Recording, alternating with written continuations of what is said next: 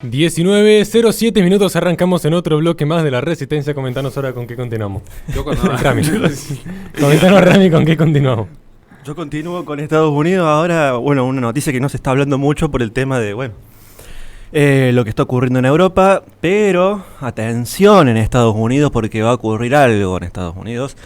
Tiene que ver con una protesta masiva que se está repitiendo como en Canadá. Lo mismo que ocurrió en Canadá. Trudeau, que aplicó algunas leyes bastante fuertes, ¿no? Contra la población. Ya ahora las quitó, ¿viste? Pero en Estados Unidos se viene algo muy parecido, puede ser algo peor, porque el 1 de marzo es el día donde, se hace la apertura del Estado de la Unión, se hace la presentación de Joe Biden en el Congreso, y a Washington se dirige un convoy el número que ha dado el organizador Kyle Sefzik habla de un convoy de 38.000 camioneros. Si es esa la cantidad, si no es esa la cantidad, lo vamos a ver. Pero no importa, con que vayan 5.000 camiones, la verdad que es alrededor a bloquear Washington DC va a provocar algo. Bueno, la Guardia Nacional está movilizada, justamente. Se dirigen desde todo el país. Desde todo el país de Estados Unidos, casualmente hay algunas cuestiones medias raras y confusas con fechas que el 22 de febrero, lo de Putin reconociendo la independencia y justo el otro día daba inicio el convoy. A veces las cosas parecen como si estuvieran todas sincronizadas con el tema de la fecha, sobre todo el día que habló Biden respecto al reconocimiento de estas dos repúblicas por parte de Putin, que habló a las 02 horas 22 minutos del 22 del 02 del 2022. Da un número raro. Pero bueno, ellos son así. Dice el Kyle Sefzik, el líder del Freedom Convoy 2022, confirma que estos camioneros se dirigen a Washington para protestar por, ya sabemos, los mandatos. Justo a tiempo para ese discurso del Estado de la Unión de Biden el 1 de marzo. Ya se ven muchísimos videos, muchísima gente se está yendo y se está juntando, digamos, mucho apoyo del público en distintos estados, desde California, desde la punta del oeste de Estados Unidos, desde los 4 puntos cardinales. Así que un convoy gigantesco, he visto los videos, la verdad que van en serio, mucho apoyo de la gente y también, alertados por esto, la Guardia Nacional y las fuerzas del orden también locales de Washington se preparan para las protestas que van a ocurrir. Ciertamente sí, es un poco más peligroso que de lo que ocurrió en Canadá, porque esto es un día muy especial, el 1 de marzo. Así que los funcionarios encargados de hacer cumplir la ley se están preparando para estas interrupciones a medida que los organizadores de la protesta piden que todos los convoys de camiones se dirijan a esa área de Washington antes del discurso del Estado de la Unión, es decir, antes del discurso. Prácticamente es una maniobra de bloqueo en Washington, en el Congreso. Muy, muy interesante estratégicamente, si lo vemos. Quedan pocos días. Claramente es mañana, el 1 de marzo, así que vamos a ver en qué terminaría esto. El secretario de Defensa, Lloyd Austin, aprobó la solicitud del gobierno del Distrito de Columbia y la policía del Capitolio, movilizando 700 soldados. Alrededor dice que son 25 convoys separados que se van a unir fuerzas y converger en la capital para replicar lo mismo en las protestas de Canadá.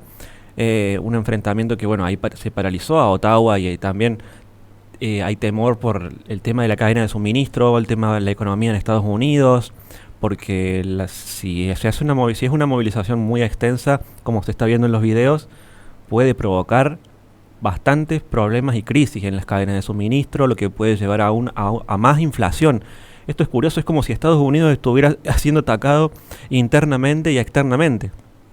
Externamente lo digo no solamente por lo que ocurre en Europa, sino porque, Taiwán en algún momento de este primer semestre quizás caiga en poder de China, claramente. Las tropas de la Guardia Nacional se ocuparán de los puestos de tráfico, proporcionarán mando y control hasta el día 7 de marzo, eso va a ser así en Washington. 50 vehículos tácticos grandes estarán estacionados las 24 horas del día. Las tropas no van a llevar armas de fuego, dicen, ni van a participar en la aplicación de la ley. La policía del Capitolio dijo que varios convoys de camioneros van a converger ese día, ya lo dijo la policía, lo confirmó. Hay un convoy que es People's Convoy, que recaudó también dinero, $500,000 hasta hace 4 días, a través de crowdsourcing en línea para financiar los esfuerzos de estos camioneros que van a cruzar el país desde California. Están cruzando, ya ahora seguramente llegando. Están los mapas que se pueden encontrar en las redes sociales de los movimientos y de cómo van atravesando el país. Yo puedo decir que desde Los Ángeles, luego Salt Lake, Denver, Kansas City, San Luis, Indianapolis, Columbia, Frederick,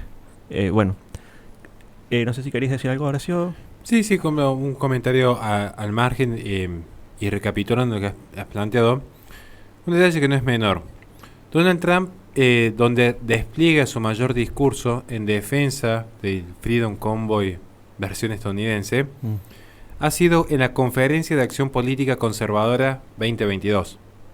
O sea, claramente que muestra cuál es su lineamiento, esto como una defensa del conservadurismo que estoy haciendo ahora. Él a su vez tuvo frases muy interesantes respecto, por ejemplo, que dijo: se ha cruzado una línea, o estás con los camioneros pacíficos o estás con los fascistas de izquierda. Esto es lo que está ocurriendo, o sea, contundente. O sea, o estás conmigo o estás en mi contra. Y esto es muy válido en un líder como él. Ahí se dice: no, qué tirano, qué totalitario. No puede haber neutralidad en el campo político. O sea, la neutralidad de los tibios. Si la tibieza ha generado la peor de las izquierdas, o porque han funcionado para la izquierda internacional, o porque han permitido que vuelva lo peor del comunismo. Te hago una pregunta ahí. Sí. ¿Puede haber tibieza en la política y en un conflicto internacional como en una guerra, en este momento? A mi entender, no. A mi entender no puede haber tibieza. A ver, lo que pasa es que hay que saber distinguir. ¿Qué sucede? De repente, en mi caso, ignorante por completo, yo hay ciertas cuestiones que no me expido porque me exceden. No puedo estar opinando de un conflicto de que desconozco, que viene desde el siglo VIII. Si vamos a analizar la historia, por ejemplo, de la zona del Báltico, entonces tenemos que remontar en el siglo VIII, si quieren hacer un análisis serio. Si quieren opinar con los tuiteros, vayan a opinar con tuiteros. O sea, acá estamos para cosas un poco más elevadas. Lo que sucede es que Donald Trump es un líder político, y él tomó posición. O sea, y la vino tomando. De respecto a lo que está sucediendo en Ucrania, el hijo no hubiesen realizado el fraude en las elecciones y hoy no estaríamos viviendo la crisis mundial que se está viviendo. Un pequeño acotación que me hiciste acordar. Él lo llama a Zelensky en 2019, ¿te acordás? Que le dice: ¿sí? Averiguame sobre los crímenes de los Biden y la delincuencia que ellos han cometido ahí, ¿no es cierto? La corrupción de Hunter Biden. Zelensky no le hizo caso. Bueno. Y bueno, lo quisieron condenar por un juicio político a Trump, por eso. Sí. Así que bueno.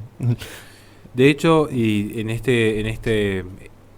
intervención que realiza Donald Trump, él dice: estamos con los camioneros y estamos con el pueblo canadiense en su noble búsqueda para reclamar su libertad. Además que Trump cuestionó la represión de Trudeau. Claramente que él habló sobre la tiranía que ha presenciado Canadá. Tiene frases muy fuertes, no puedo leerlas todas, pero digo, incluso hay un tema que no puedo tocar, pero él se refiere, lo voy a decir de la forma más prudente que se puede. Se compadeció de las personas cuyas vidas han dado un vuelco a causa del fenómeno que emerge a partir del 2020 en China, que asoló el mundo, que han sido víctimas y que se ha profundizado su crisis familiar, social, económica con la gestión demócrata.